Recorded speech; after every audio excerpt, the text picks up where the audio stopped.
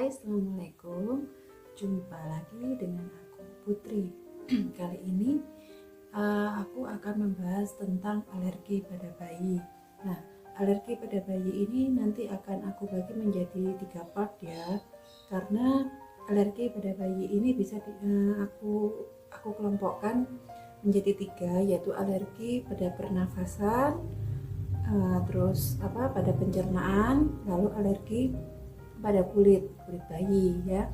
Ini yang aku bahas nanti khususnya untuk bayi-bayi baru lahir. Oke, simak videoku kali ini, semoga videoku kali ini bisa bermanfaat.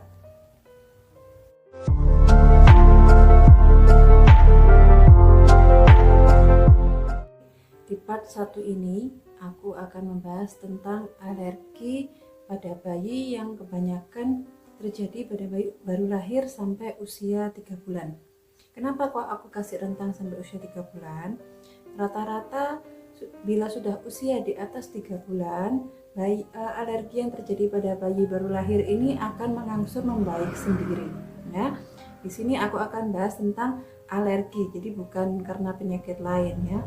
Untuk part 1 ini aku khususkan pada bagian pernafasan. Kenapa sih kok aku mengangkat tema ini? Karena di luar sana itu ternyata masih banyak sekali bunda-bunda yang masih belum tahu bayi, dan banyak bunda-bunda tuh yang mengeluh bayinya ini usia 1 bulan masih grog-grog pernafasannya. Nah, terus harus gimana? Kadang bayinya rewel, nggak bisa nafas. Nah, di sini akan aku bahas. Jadi kalau kita memisahkan ya, kita mengingat apa sih alergi, bagaimana sih bayi yang pneumonia, kita harus bisa membedakan ya. Untuk bayi yang alergi pada umumnya, pertama dia ada gangguan pernafasan, misalnya nafasnya bunyi grog-grog atau hidungnya buntu, anaknya susah nafas, itu terjadi di waktu-waktu tertentu. Ini aku berdasarkan pengalaman dari keluhannya para bunda ya. Bayinya mengalami gejala ini biasanya pada malam hari aja atau pada sore hari aja, tapi sementara pagi atau siang hari bayinya ini nggak mengalami gejala seperti ini ya. Terus bayinya rewelnya karena malam aja, agak buntu, hidungnya buntu. Nah, itu salah satu ciri alergi pada pernafasan bayi. Terus apa sih yang menyebabkan, Bun? Apa yang menyebabkan alergi ini terjadi pada bayi baru lahir kebanyakan ya? Ini aku jelasin aslinya dulu. Dulu tuh kalau aku masih tahun 2007 ya, aku tuh jarang pada saat aku kuliah baru kerja gitu kan, jarang menemukan hal-hal seperti ini. Nah, sekarang semakin ke tahun semakin kesini, kenapa kok lebih sering? Pertama, faktornya bisa karena dari faktor makanan ibu. Makanan yang dikonsumsi ibu semakin lama, semakin sekarang makanan itu sudah banyak mengandung bahan-bahan zat-zat campuran ya. Yang makanan organik itu masih belum banyak gitu ya.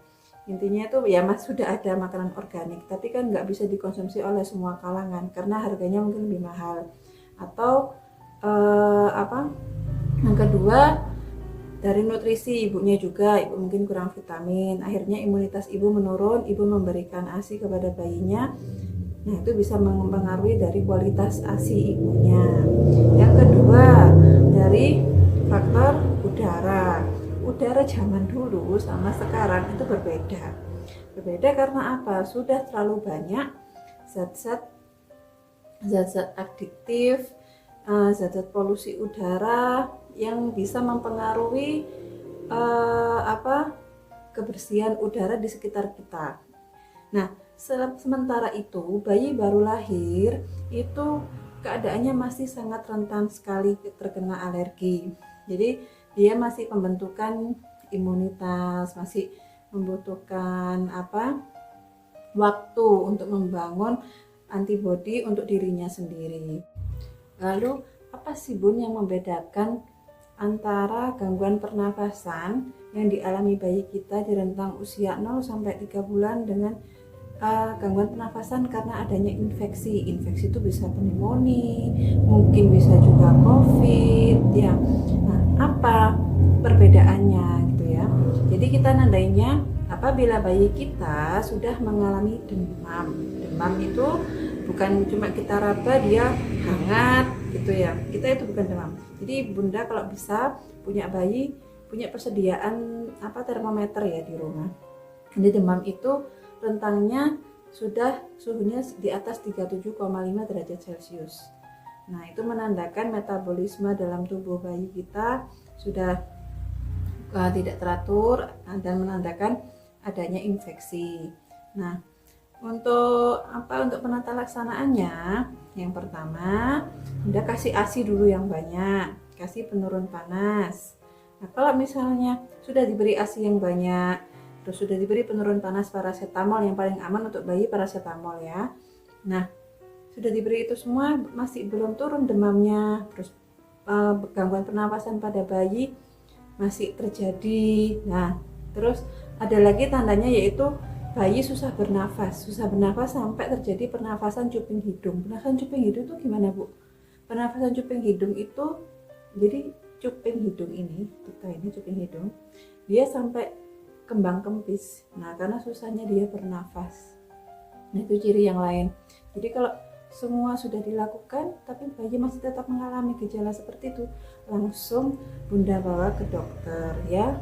Itu penata laksanaannya kalau tanda bayi mengalami infeksi. Tapi kalau hanya alergi, nah alergi ini tadi yang aku terangin sebelumnya. Jadi Bunda cukup memberikan banyak ASI, ya ASI atau sufor boleh. Nah, itu yang penting bayi nggak sampai kekurangan asupan nutrisi, ya. Tapi alangkah lebih baiknya bila diberikan ASI. Yang kedua, dijemur di bawah sinar matahari yang sudah pernah aku terangin sebelumnya pada video bayi kuning. Nah, manfaat sinar matahari itu apa? Ya. Nanti disimak aja ya videoku sebelumnya yang belum nyimak. Lalu setelah itu posisikan pada saat kalau malam ya, kalau bayi misalnya kurang bisa nafas dengan baik ya, dia posisikan tidurnya lebih tinggi, jadi bisa disangga dua bantal itu bisa, tapi kondisi telentang ya, jangan telungkup. Kalau telungkup nanti bisa menutup rongga pernapasan, bisa terjadi SIDS ya. Nanti itu posisi bayi tidur pada saat kalau malam hari dia agak susah nafas. Nah, biasanya itu terjadi kan cuma malam hari ya, sore hari. Tapi kalau siang hari dia sudah baik-baik saja, berarti itu tanda alergi. Nah, alergi ini itu tadi cuma digituin aja bisa hilang sendiri Bunda, nanti sampai usia bayi 3 bulan, rata-rata usia 3 bulan. Ada yang tapi 2 bulan udah berkurang gejalanya. Nah, penata laksanaan lain, misal Bunda itu, Bun ini udah aku jemur, udah aku beri banyak ASI, tapi kenapa sih Bun kok masih belum hilang-hilang aja? Nah gitu kan, mungkin penjelasan aku memang nanti bisa hilang sendiri Bun, nanti rentang bertambahnya usia. Kalau alergi itu bisa hilang sendiri dengan semakin meningkatnya imunitas pada tubuh bayi. Tapi rata-rata bunda-bunda ini mungkin khawatir ya, kok bayinya rewel, susah tidur gitu ya. Nah, bisa saran dari aku bisa diberikan produk ya. Ini aku sebut nama produk ya. Ini namanya Briti. Nanti aku kasih gambarnya di sini, contoh ininya ya, contoh produknya. Nah, ini Briti itu isinya adalah NS atau NaCl steril. Jadi fungsinya dia mengencerkan lendir. Jadi kalau ada lendir kental di hidung bayi, dia akhirnya susah nafas. Nah, dia bisa ngencerin Briti ini, diharapkan bisa keluar sendiri ya lendirnya itu. Itu caranya ditetesin satu tetes di hidung kanan dan kiri. Bisa diberikan 2-3 kali sehari, yaitu terutama sih kalau malam hari dia mau tidur ya, atau pagi hari diberikan, jadi untuk mengurangi reaksi alergi tersebut. Nah, terus yang kedua, nah ini harus dilakukan oleh petugas kesehatan atau fisioterapis ya. Yang kedua bisa dilakukan treatment nebul. Nah, nebul, tapi kalau aku nebul biasanya aku lakukan pada bayi di atas usia 2 bulan, karena aku cuma mengurangi resiko aja sih ya. Nah, walaupun hanya pakai NS, biasanya kalau bayi di bawah 2 bulan atau usia 1 bulan aku terapi dengan sinar infrared. Nah, sinar inframerah pakai lampu infrared ya. Itu fungsinya sama. Fungsinya adalah untuk mengencerkan lendir di saluran pernapasan bayi ya. Nah, terus kalau misalnya Bu di dekat rumahku tuh nggak ada nakes yang melayani treatment seperti itu misalnya gitu ya. Terus ibunya mau bawa bayinya ke klinik masih takut karena masa-masa pandemi seperti ini. Ya sudah, Ibu cukup pakai briti aja nggak apa-apa, pakai briti, bayinya dijemur, bayinya dikasih ASI boleh. Nah, nanti selanjutnya aku juga jelasin caranya, aku kasih tips massage bayi kita sendiri, gimana cara meredakan gangguan pernafasan tadi. Aku lupa tadi jelasin juga. Jadi untuk nebul, Bunda juga sebenarnya bisa Bunda melakukan treatment nebul sendiri yang alami tanpa harus pergi ke petugas kesehatan ya. Cuman ini aku kasih catatan. Jadi kalau bundanya juga harus, istilah orang Jawanya itu tatak. Tatak itu juga harus ini loh Bun. Bisa lah pokoknya melakukan sendiri. Nah gitu ya. Jadi dia dengan cara memberikan uap yang dikasih minyak telon 1 tetes aja di air, di baskom gitu ya. Baskom kita isi air panas, kita tetesin 1 tetes minyak telon. Nah, bayi kita posisikan tengkurap di paha kita. Nah, bayi kita posisikan tengkurap di paha kita. Jadi ini misal paha kita ya. Ini bayi kita taruh sini. Nah, kalau bisa kepalanya kita sanggah biar dia bisa menghirup dari bawah. Nah, lalu di bawahnya kita kasih meja, lalu kita taruh baskom tadi yang sudah mengeluarkan uap yang sudah diberikan minyak telon. Nah, itu Bunda taruh bayi di situ. Cukup 5 menit aja. 5 atau 10 menit, maksimal 10 menit ya. Tapi 5 menit sebenarnya cukup, 5 menit aja ya. Nah, setelah itu sambil Bunda tepuk-tepuk halus punggungnya. Nah, tepuk-tepuk halusnya gimana? Jangan pakai telapak tangan ya. Pakainya gini Bun. Ini tangan kita melungkup gini ya. Melungkup, Bunda gini. Nah, kita tepuk-tepuk halus gini punggungnya. Oke. Nah, terus kita usap, kita tenangin lagi bayi kita ya. Terus kita tepuk-tepuk lagi. Nah, setelah itu baru nanti Bunda bisa melakukan massage. Nah, massage-nya bisa pakai, kalau aku sih di rumah pakai ini ya Bun ya.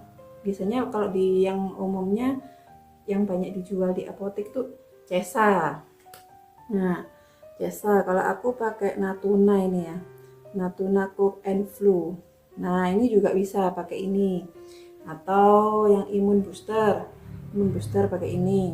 Nah, ini aku nggak promo ya, cuma memang ini yang aku pakai biasanya untuk treatment beberapa bayi di rumahku. Terus ini juga bisa sinus relief. Nah, sinus relief kelihatan nggak Bun? Ini aku pakai Natuna. Kalau Bunda biasanya pakai Young Living juga bisa. Young Living bisa pakai RC atau peppermint. Pakainya caranya, jadi kalau yang bentuk seperti ini Bunda bisa banyak beli di apotek ya, atau pakai Transpulmin juga bisa. Transpulmin juga banyak dijual di apotek. Ini bisa langsung dioleskan ke kulit bayi, aman, nggak apa-apa, aman ya. Nah, tapi kalau pakai yang seperti ini, Young Living single oil ya, ini harus dicampur atau Pure Kit. Nah, Pure Kit juga bisa. Pure Kit juga banyak dijual di apotek ya. pakai carrier oil, bisa pakai grapeseed oil, sunflower oil, atau minyak zaitun juga boleh. Nah, atau yang bunda punya kutus-kutus, nah juga bisa nih dikasih kutus-kutus nih bayinya. Nah, caranya kalau yang ini kan langsung diolesin ke kulit, ya boleh Transpulmin, boleh fix yang khusus buat bayi itu juga ada, ya. Jadi bisa langsung diolesin di kulit, aman. Tapi kalau yang semacam ini single oil, dia caranya satu tetes essential oil dicampur dengan 1 sendok makan carrier oil. Nah, carrier oil ini bisa pakai apa aja yang aku sebutin tadi ya.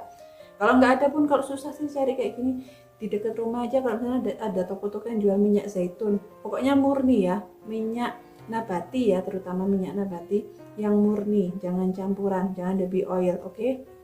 Kalau pakai kutus-kutus boleh, kutus-kutus juga gitu sama, 1 sendok makan ya. Terus tapi catatannya gini, ada beberapa bayi ya yang aku temui itu ada yang kulitnya nggak tahan sama kutus-kutus. Jadi kalau dikasih kutus-kutus dia merah gitu kulitnya. Jadi yang lebih aman sih sebenarnya pakai carrier oil ya, carrier oil yang herbal, yang organik ya, atau minyak zaitun tapi yang murni, nggak apa-apa. Oke. Nah, terus caranya, bentar aku kasih. Maaf ya, aku belum punya pantom bayi sih, jadi aku peragain pakai boneka di rumahku aja ya. Nah, caranya yang kita oles, nah ini misalnya kita peragain sebagai punggung bayi ya. Nah, punggung bayi kita posisiin, kalau bayi usia 1 bulan bunda masih takut untuk nengkurepin bayi, nggak apa-apa. Bayi di punggung bayi ini bunda iringkan, jadi posisi bayinya dimiringin gini. Nah, ini kan bunda raba tuh ruas tulang belakangnya. Nah, bunda raba tuh ruas tulang belakangnya. Nah, nanti aku contohin pakai minyak ini ya, yang udah tinggal oles ya. Nah, bunda olesin di kanan dan kiri sepanjang dari ruas tulang belakang ini, diolesin. Nah, setelah diolesin, bunda urut secara melingkar pelan-pelan. Nah, ini 5 kali, ini 5 kali gitu ya. Udah cukup, kita usap lagi, kita tenangkan bayi kita. Fungsinya apa Bu kalau di sini? Fungsinya dia, kalau kita rangsang daerah sini pada bayi, dia bisa meningkatkan imunitas. Nah, jadi diharapkan kalau ada gangguan pernafasan karena alergi, dengan meningkatnya imunitas, jadi dia bisa hilang sendiri gejalanya. Oke. Yang kedua, di daerah bawah ketiak lengan sebelah kiri. Sebelah kiri ya. Ini kan tangan. Ini ketiak nih.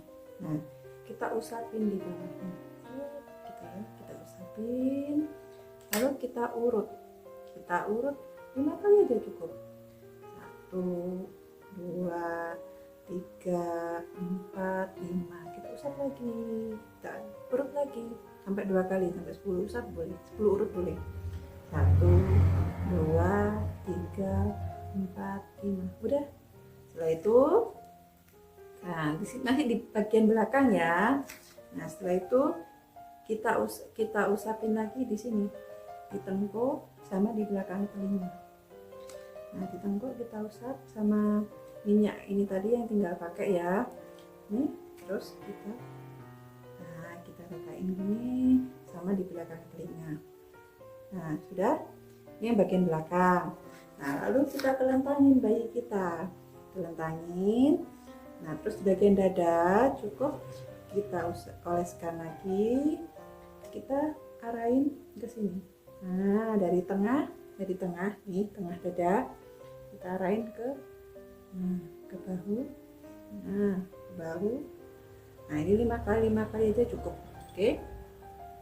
Nah, itu dari situ nanti bisa di punggung tadi itu sama ditepuk-tepuk pelan-pelan ya.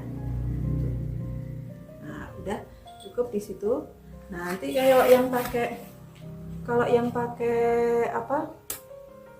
Kalau yang pakai ini tadi, nah Kalau yang pakai single oil ya sudah ibu taruh di lepek ya, apa istilahnya lepek itu ya bahasa Indonesianya, piring kecil lah, piring kecil 1 tetes aja, terus tambahin carrier oil 1 sendok makan atau minyak zaitun 1 sendok makan, itu untuk ngolesin terutama bagian punggung atau bagian belakang yang aku sebutin tadi ya bun ya, terutama di situ. Itu kalau bisa dilakukan secara rutin minimal 3 hari berturut-turut. Oke, minimal 3 hari berturut-turut, lakukan 1 kali sehari nggak apa-apa, 1 kali sehari nggak apa-apa, boleh malam hari mau tidur atau pagi hari sebelum mandi boleh atau setelah mandi boleh.